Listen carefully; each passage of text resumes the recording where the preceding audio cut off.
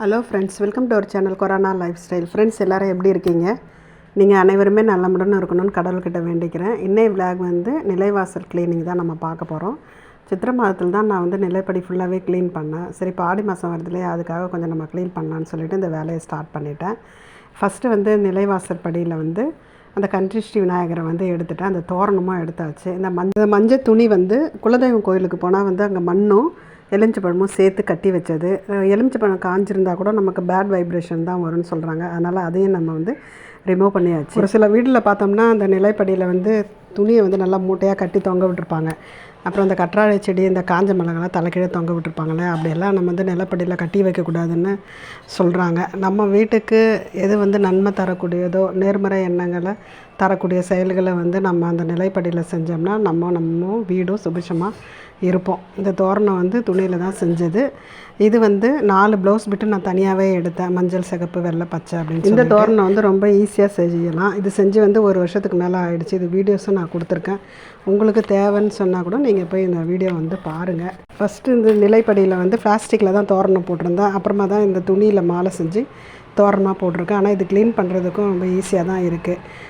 இதில் இருக்க தூசியெல்லாம் வந்து நம்ம நல்ல கிளாத் துணி வச்சு ஃபஸ்ட்டு தொடச்சிட்டு அப்புறம் வந்து நல்லா தட்டி விட்டுட்டேன். அந்த நிலைப்படி மேலே இருக்கிறதெல்லாம் வந்து ஃபஸ்ட்டு நார்மல் கிளாத்தில் தொடச்சிட்டு அதுக்கப்புறம் வந்து லாஸ்ட்டாக பன்னீரும் ரோஸ் வாட்டரும் கலந்து தொடச்சாச்சு. இந்த நிலப்படியை வந்து நம்ம சுத்தமாக வச்சுக்கிட்டால் கண்டிப்பாக நமக்கு குட் ஃபீல், நல்ல வைப்ரேஷன் கண்டிப்பாக நமக்கு கிடைக்கும்.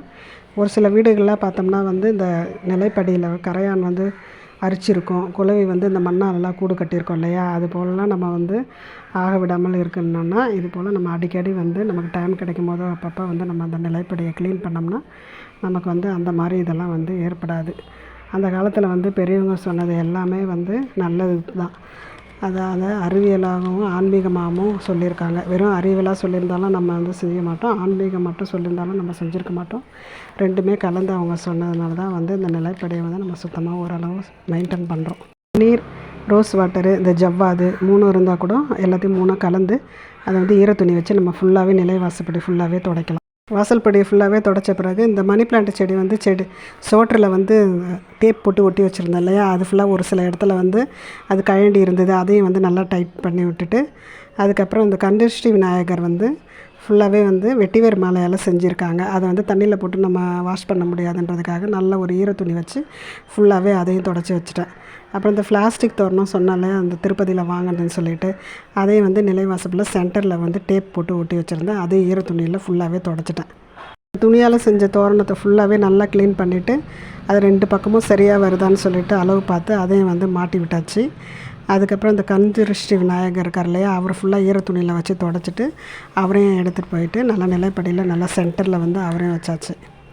தோரணெல்லாம் ஃபுல்லாக கட்டிட்ட பிறகு விளக்கு மாடம் வைப்போம் இல்லையா, அந்த இடத்துக்கு போய் க்ளீன் பண்ணலான்னு சொல்லிட்டு போனேன். அங்கே அந்த விளக்கு மாடம் வந்து நாங்களாகவே செஞ்சது. வீட்டில் வந்து இந்த மரப்பலகை வந்து 2 துண்டு இருந்தது, அதை வச்சு வந்து இது நானே செஞ்சது தான். இதை பற்றி கூட நான் வீடியோஸ் கொடுத்துருக்கேன். உங்களுக்கு வேணுன்னா கூட நீங்கள் வந்து போய் செக் பண்ணி பாருங்கள். ஆன்லைன்லலாம் நிறைய மாடல் இருக்குது தான், ஆனால் வந்து நான் வாங்கலை. சரி, நம்ம ட்ரை பண்ணி பார்ப்போன்னு பார்த்தேன். குட்டியாக வந்து நம்ம வீட்டுக்கு தகுந்த மாதிரி நான் வந்து அதை செஞ்சு வச்சுருக்கேன். எப்பொழுதுமே வந்து தொட்டியில் நம்ம எந்த செடி வச்சாலும் அந்த மண் வந்து இறுகி இருக்கக்கூடாது. அது கொஞ்சம் லூஸ் விட்டு தான் வந்து அந்த மண் இருக்கணும். நல்லா பொலன்னு இருந்தால் தான் அந்த வேர்கள் வந்து நல்லா போய் மண்ணில் வந்து ஊன்றி நல்லா வளர்றதுக்கூடிய ஒரு வந்து வாய்ப்பு இருக்கும். அதனால் இந்த செடியிலே வந்து மண் அப்படியே கட்டி போன மாதிரி இருந்தது. ஃபுல்லாகவே நல்லா கிளறி விட்டுட்டு இது வந்து அரிசி கழுவின தண்ணி வந்து நம்ம மணி பிளான்ட் செடிக்கு ஊற்றினோம்னா நல்லா வளர்ச்சியாக இருக்குது. அதனால் அதையும் ஊற்றிட்டு அந்த சைடில் நிலைவாசல் படி சைடில் இருந்த அந்த தொட்டிகளெல்லாம் வந்து இழுத்து தனியாக வச்சுட்டு ஃபுல்லாகவே பெருக்கிட்டு அந்தந்த தொட்டிகளை வந்து எங்கெங்கே வைக்கணுமோ அங்கேயே வந்து அழகாக எடுத்து வச்சாச்சு. மணி பிளான்ட் செடி வந்து பாட்டிலில் நம்ம கட் பண்ணி ஒரு கட்டிங் எடுத்து வச்சு நம்ம வளர்க்குறோம் இல்லையா, வளர்த்து வேறு தொட்டியில் மாற்றுறதுக்கு பதில் தொட்டியில் இருக்கும்போது அந்த மணி பிளான்ட் செடியை வந்து இந்த மாதிரி காம்பு பகுதியை மண்ணில் வச்சு நல்லா ஊன்றி அது மேலே மண் போட்டு ஒரு சின்னதாக ஒரு கல் வச்சு விட்டுருங்க. அதிலிருந்து துளிர் வருது. இப்படி இருக்கும்பொழுது நம்ம வேறு ஒரு தொட்டியில் ட்ரான்ஸ்ஃபர் பண்ணுறதுக்கு ஈஸியாக வளருது. நம்ம வந்து இந்த பாட்டிலில் வச்சு வளர்த்து எடுத்துகிட்டு வந்து தொட்டியில் நடும்பொழுது ஒரு சில நேரம் வளருது, ஒரு சில நேரம் வேர் பிடிக்காமல் செத்து போயிடுது அந்த செடி. நான் வந்து இப்போ தான் வாங்கினேன். இதையும் வந்து நான் வீடியோஸ் போட்டிருக்கேன். இந்த செடி பேர் என்னன்னு தெரியல, ஆனால் இது கலர் எனக்கு ரொம்ப பிடிக்கும். பர்பிள் கலரும் ப்ளஸ் க்ரீன் கலரும் கலந்துருக்கும். இப்போ இதையும் வந்து நான் பதியம் போடுறேன் பாருங்கள். அந்த வளைஞ்சிருக்கு தண்டு, அந்த தண்டிலே வந்து நிறைய மண் போட்டு மூடி நல்லாவே வந்து மேலே ஒரு சின்னதாக கல் வச்சுட்டு தண்ணி தெளித்து விட்டோம்னா இதிலேருந்து வந்து ஒரு பல செடிகளை வந்து நம்ம உருவாக்கலாம். பாப்போம், வந்ததுன்னா உங்களுக்கு நான் அதை பற்றி வீடியோஸும் போடுறேன். இந்த வேலையெல்லாம் எல்லாமே முடிச்சிட்ட பிறகு நிலைவாசலை ஃபுல்லாக பெருக்கிட்டு ஃபுல்லாக மாப் போட்டு தொடச்சிட்டேன். அந்த வாசப்படி ஃபுல்லாகவே வந்து நல்லா மஞ்சள்லாம் போட்டு தொடச்சிட்டு பூவெல்லாம் வச்சுட்டேன். விளக்கும் ஏற்றியாச்சு. சாயந்தரம் பாவை விளக்கும் ஏற்றின. இந்த வேலைகள்லாம் முடியறதுக்கே ஒரு 2 மணிக்கு ஆரம்பித்த இந்த வேலைகளை கரெக்டாக எனக்கு முடியறதுக்கே 5:30க்குள்ளே ஆயிடுச்சு. சரி, அப்படியே வந்து நம்ம வந்து விளக்கம் ஏற்றிடலாம், காலையில் பிரம்ம முகூர்த்த தீபம் ஏற்றலாம் அப்படின்னு சொல்லிட்டு சாயந்தரமாக ஏற்றலான்ட்டு அந்த வேலையை முடிச்சிட்டேன்.